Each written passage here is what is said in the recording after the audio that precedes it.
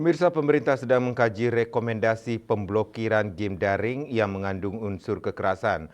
Demikian dikatakan Menteri Pariwisata dan Ekonomi Kreatif Menparekraf sekaligus Ketua Pelaksana Harian Percepatan Pengembangan Industri Game Nasional Sandiaga Uno.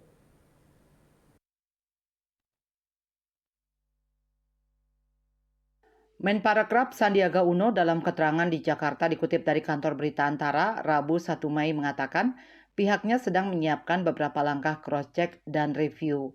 Dirinya juga sudah berkoordinasi dengan Kemenkominfo yang memiliki kewenangan.